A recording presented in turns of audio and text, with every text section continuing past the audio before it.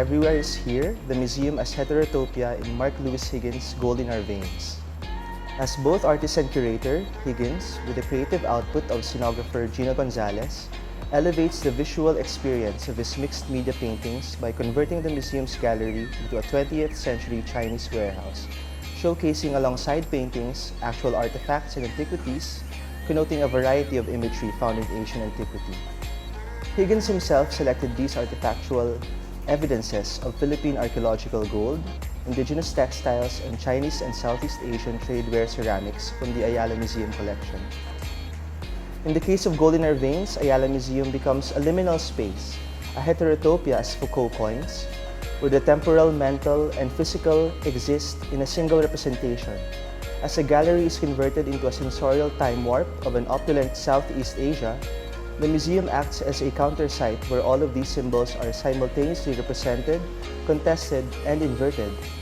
By intervening on the museum's collection's inherent contexts and bringing them into an imagined space and time, Higgins opens the exhibition to the reinterpretation of his art and the museum as an institution.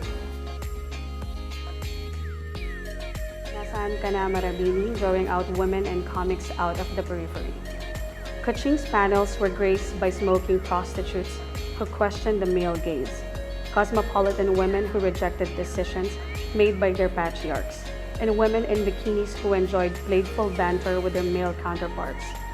All of these depictions challenge conventional expectations on the image of a woman. His characters seemed mindful of their unconstrained presence. It's hard to look at this exhibition without being disturbed by the same concerns which might have plagued Kaching and the women of his time. How difficult is it to put women and comics at the center of cultural institutions? What we know so far from this exhibition is that there is a pressing need to demand our cultural institutions to distribute equal ascendancy among all forms of art, whether they serve at the pleasure of financial investments or not.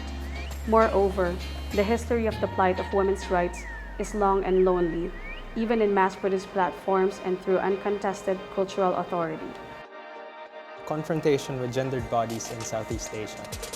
With a high personal regard for Mali's collaborative art practice, along with the monumental presence of women in the arts presented as counter-narrative, and the countless anxieties of women's issues, I realized that to simply collapse these works and the exhibition as feminist is a form of unwarranted reduction. In this conception, my position in interacting with the artworks became apparent, and I reflected. By writing this essay leaning towards feminism, was I complicit in gendering the works of women artists, instead of allowing me to fall in the same folly when art writers instantly tagged Kahipe and Daya as feminist? The exhibition indicated my position in agency as an audience. I was forced to confront my masculine position against the monumental presence of women in the art world. And with this position, my agency in taming, labeling, and gendering art as objects representative of gendered bodies. Saltwater Trajectories, Bison Tubig Di Magbalon, and Viva Excon as cartographer. Confronting these questions about institutional infrastructure, exhibition spaces, and artist sustenance go hand in hand with decentralizing Manila. Where does one begin but in their own neighborhood? The story is not between the rest of the Philippines and Manila, nor Manila and the West. There are temporal threads of histories to be traced from Apari to Tawi-Tawi that need not be as elusive as they're made out to be.